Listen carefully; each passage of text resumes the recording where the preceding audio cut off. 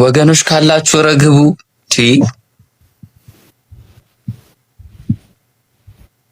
አንዋር አዲስ ነገር ለምን አትሰማቸው?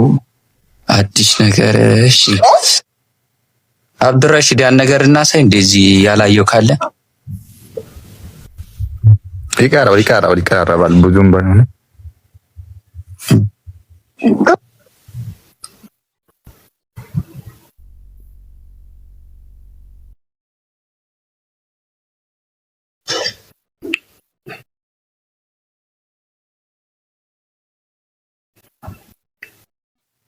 ያ ጀማ እየተከታተላችሁ 645 ሰው አለ።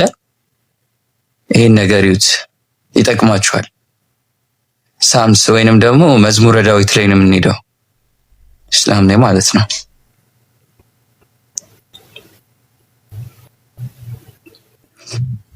ከዛ ምዕራፍ 35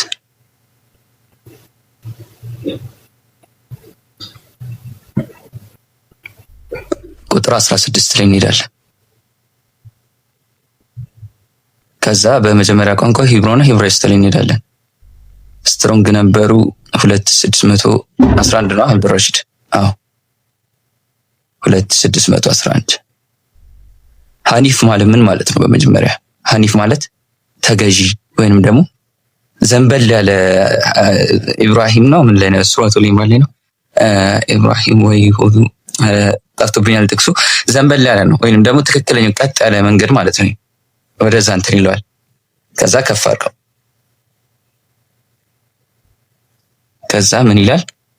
ቅድም እንደ ስክሪንሾት አድርጌ ነበር ያሳየኋችሁ። ምን ይላል? ስፔሻሊ ዘ ትሩ ሪሊጅን ኤ ሙስሊም ይላል። ትክክለኛው ሃይማኖት ምንድነው አለ? ክርስቲያን አላለ። ባይብል ውስጥ ምንድነው ያለው? ሙስሊም ነው። ስለዚህ ትክክለኛው ሃይማኖት ሙስሊም ነው እየተባሉ እስከሆነ ምን በተለይም እውነተኛው ሃይማኖት ምንድነው አለ? ሙስሊም ነው። አዎ ማካነ ኢብራሂም ይሁን። አዎ እውነተኛው ሃይማኖት ምንድነው? ከባይብልም ሙስሊምና ሙስሊም ብቻ ነው። ክርስቲያን አይልም። ክርስቲያን እውነተኛ ሃይማኖት ነው ብሎ ጥቅስ ይዞ የሚመጣ አንድ ክርስቲያን ካለ ይግባ።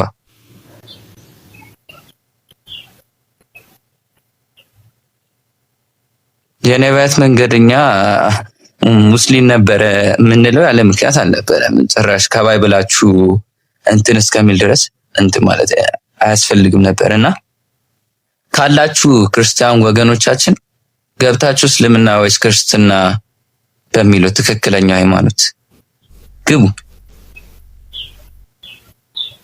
አስልሙኝ ከታች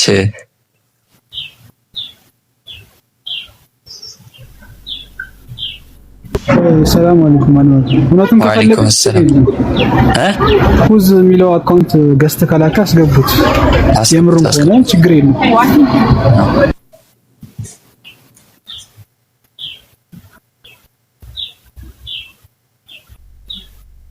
ገስ ሪኩዌስት ላክና ግባ። አብዱራሺድም አዲስ ነገር አሳያችሁ እንትን ከኮሜንታሪ ምናምን ቅድም ይሄን ሐሳብ ስለተነሳ ትንሽ ሂድበት።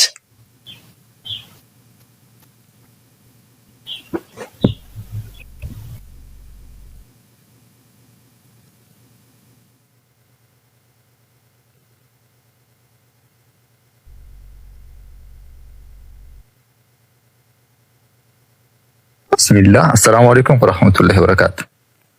ወአለይኩም ሰላም። ብዙ ጊዜ እንዲላሉ ወገኖቻችን እንዲላሉ ብዙ ጊዜ ሲያወሩ ስናያቸው ምን ይላሉ? ነቢያችሁ ትክክለኛ ነቢይ አይደሉም። ትክክለኛ ነቢይ ቢሆኑ ኖሮ የ9 ዓመት ልጅን አያገቡም ነበር ይላሉ ብዙ ጊዜ። የኛ ነቢያችን መሐመድ ሰለላሁ ዐለይሂ ወሰለም ትክክለኛ ነቢይ ናቸው ነቢያችን። እንደዛ ከሆነ እኮ በእነሱም ላይ የነሱ ነቢይም እኮ የ3 ዓመትን ሕፃን ልጅ አግብቷል። በማስረጃ አለኝ። እሱን ማን ነው? ነቢይ ኢስሐቅ ርብቃን አግብቷል በ3 ዓመቷ። ኮመንተሪ ላይ በቃል ተቀምጧል። ያው ኮመንተሪው ማን ነው የሚለው? ራይሽ ኮመንተሪ ላይ ማለት ነው።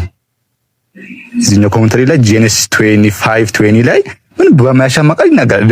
የእሱን እድሜም ይናገራል ጭምር ማለት ነው። ያው እንደምናየው የእሱ እድሜ ማለት ነው ሳራ ስትሞት እድሜው ስንት ነበር? የእሱ እድሜ 37 ነበረ ሳራ ስትሞት ማለት ነው። ከዛ እሷ ከሞተች በኋላ ነበረ ርብቃ የተወለደችው። ያው ርብቃ 3 ዓመቷ እንደሆነ እዚህ ጋር ይናገራል። 3 ዓመቷ እንደሆነ ርብቃ ይናገራል።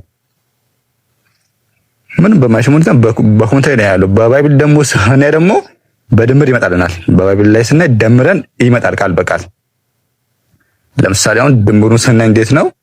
ይሄው እንደምናየው ይስሐቅ በሚወለድበት ጊዜ እሱን ጊዜ እንይዛለን። ከዛ ርብቃ የርብቃን ጊዜ እንይዛለን የወልደቷን ጊዜ እና ደግሞ ሳራ ስትሞት ሳራ ማለት ይስሐቅ በሚወለድ ሰዓት ሳራ እድሜዋ ስንት ነበር? 90 ዓመቷ ነበር ሳራ እድሜዋ። ይስሐቅ በሚወለድ ሰዓት ሳራ ደግሞ ስትሞት እድሜዋ ስንት ነበረ? 127 ነበረ። አሁን ደምሩት ሂሳቡን ከ90 እስከ 127 ያለውን ጋፕ ይዩት። ስንት ይመጣል ጋፑ? 37 ዓመት ይመጣል ጋፑ። ከስንት ማለት ነው? ከ90 እስከ 127 ድረስ ያለው ጋፕ 37 ይመጣል። ከ37 ዓመት በኋላ እሷ ሞተች። ከዛ እሱ ከ3 ዓመት በኋላ አገባ ርብቃን። ማን? ይስሐቅ ርብቃን ሲያገባ ከ3 ዓመት በኋላ ርብቃን ሲያገባ ስንት መጣማ? ይሄው እድሜው የእሷ እድሜ 90 ነበረ። ስትሞት ደግሞ ስንት ይሆናል? 127 ላይ ሞተች እሷ። በዚህ መሃል እድሜው እሱ ስንት ነበረ? 37 ነበረ የይስሐቅ እድሜ ማለት ነው። በዚህ መሃል ያለው እድሜ ከ90 እስከ 127 ድረስ ያለው ጋፕ 37 እድሜው ነበረ። ከዛ እሱ ከ8 ዓመት በኋላ ያገባ እዚህ ጋር እንደሚናገረው በ40 ዓመቱ ርብቃን አገባት። በ40 ዓመቱ ማለት ርብቃ ስንት ዓመት ሆነ ማለት ነው? የርብቃ ዓመት ስንት ሆነ? 3 ዓመት ሆነ። ይሄ ነው። በኮሜንተሪ ደግሞ ይሄው ኮሜንተሪውን ያዙና ከብዙ አሉ ኮሜንተሪ ከዛ ማለት እስኪ ሾት አድርጉና ኮሜንተሪ ቆይ ካሜራ ይታይም ብዙ ይሄው ይሄን ነገር ወሰዱና ቼክ አድርጉት። በዚህ ኮሜንተሪ ላይ ጄኔሲስ 25:20 ላይ ማማት ትችላላችሁ። መጀመሪያ እኮ የራሳቸውን ቢያነቡስ እኛ ጋር መጥተው አፍ ከሚከፍቱ ቢያነቡ ራሳቸው ጋር እኮ ጉድ አለ። ብዙ ጉድ ነው ያለው ራሳቸው ጋር። እነሱ ኤና ያነቡትን በመጀመሪያ እኛ ጋር ብቻ መጥተው ይጮዋሉ። ከዛ በተቃራኒ ደግሞ ማለት ነው ስለ አይሻ ትንሽ ነገር እንይና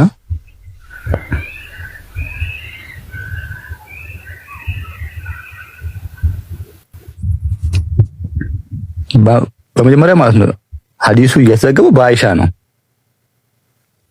ይሄን ዌብሳይት እዩት። NHS ይባላል። ታዋቂ ድረገጽ ነው። ክሮም ላይ ጻፉት፣ ጎግል ላይ ጻፉት ይመጣል። የሚነገሩ ምንድነው የሴት ፕሬድ በከስንት እድሜ ጀምሮ ነው የሚመጣው ብለን ስናይ ሳይንስ ያስቀመጠው ትንሹ 8 ነው አለ። ትንሹ እድሜ በ8 ነው የሚመጣው። ትልቁ ደግሞ ያስቀምጣል ሳይንስ ላይ ማለት ነው። የአይሻ እድሜ ስንት ነበር በሰዓቱ? 9 ነው። እሷም ይኸው ያሰገበው ደግሞ በአይሻ ነው።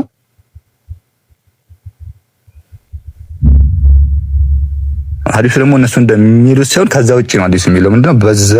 በ6 ዓመቴ አጩን በ9 አገቡኝ ነው እንጂ በ9 ዓመቴ ጀሚ አረጉኝ የሚል ነገር የለም። ጀሚ ምናምን ነገር የሚል እዚህ ውስጥ የለም ሐዲሱ ላይ። አንሱ ልጅ ነው የሚያወሩት። ሌላው ደግሞ ከነሱ ደግሞ አሁን ስናይ ኦሪት ዘኍልቍ ምዕራፍ 31 ቁጥር 17ን ብናይ ሌላ ቃል ይናገራል። እዛ ላይ ምንድን ነው የሚናገረው? እንዲህ ይላል ኦሪት ዘኍልቍ ምዕራፍ 31 ቁጥር 18 ማለት ወንድም በመኝታ የማያውቁትን ሴት ልጆችን ሁሉ ግን ለራሳችሁ ውሰዱ አለ። ምን አለ እዚህ ጋር? ሴት ልጆችን ያለው ግን ሴት ልጆችን የሚለው ዕብራይስጥ ላይ ደግሞ ስናየው ቃሉ እንደዚህ አይደለም። ቃሉ ከዚህ ውጭ ነው የሚናገረው። ምን እንደሚለው ቃሉ ስናየው ቃሉ እዚህ ጋር እንደሚለው ኢንፋንትስ የሚል ቃል ነው የሚያመጣልን በዕብራይስጥ ስናየው። ኢንፋንትስ ደግሞ ማለት ብለን ማየት እንችላለን። ይኸው ኢንፋንትስ የኢንፋንትስ ትርጉም ደግሞ ሕፃናት ነው። ይኸው ጎግል ላይ ይኸው ጽፌዋለሁ። ኢንፋንትስ ብዬው ምን አለ? ሕፃናት። ሕፃናት ሲባል እድሜያቸው እስከ ስንት ነው? እስኪ ስናይ ይኸው ሕፃናት ነው ማለት ገና በዳዴ የሚሄድ ሕፃናት። እነዚህ ናቸው ሕፃናቶች። እነዚህ ነው ወሰዱ የተባሉት ማለት ነው። የነሱ ይብሳል እኛ ጋር አትነካኩን እያልን ነበር፣ ግን እነሱ አላርፋሉ። አትነካኩን።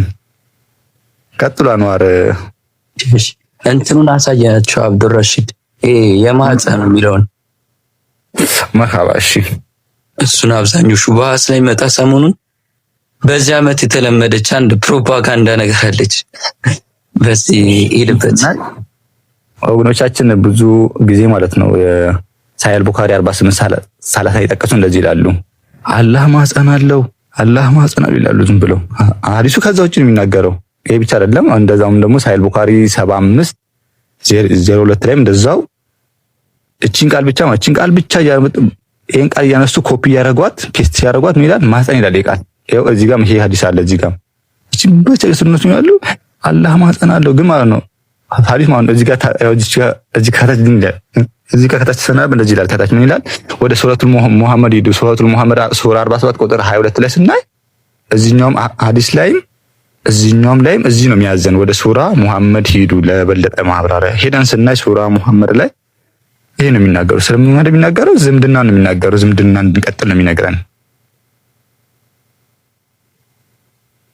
ሱረቱል ሙሐመድ ምዕራፍ 47 ቁጥር 22 ማለት ነው። ስለምን ነው የሚናገረው? ዝምድና እንድንቀጥል ነው የሚናገረው። ረሂም የሚል ቃል በቁርአን ላይ ብዙ ቦታ አለ፣ ግን ሁሉም ዝምድና ነው የሚናገረው። ዝምድና ነው። ይሄው ረሂም የሚሉ ቃላቶች ይሄው ስለ ዝምድና ነው የሚናገረው ሁሉም ቦታ ላይ ዝምድና።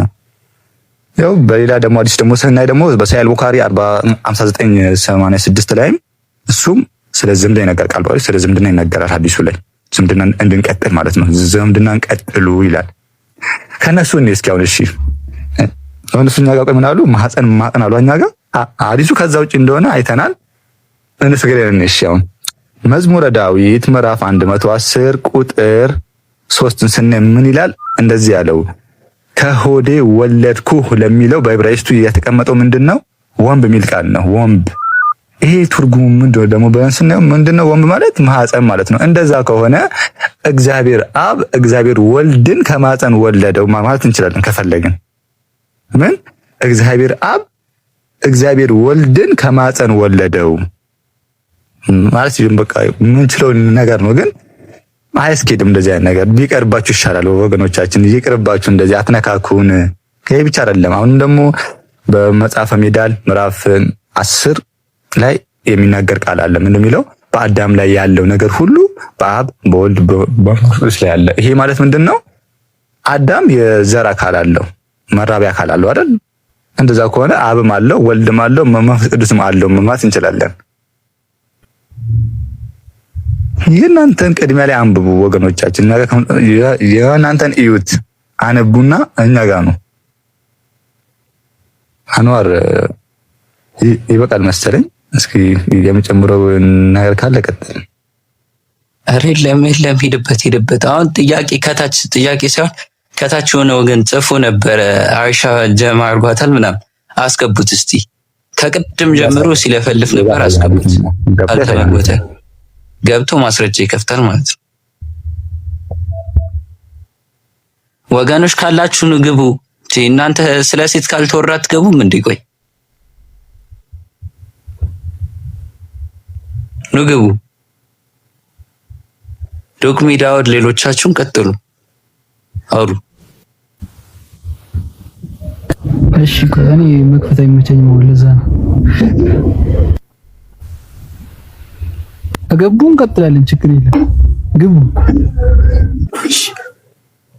ኧረ ወገኖች ኑ ግቡ።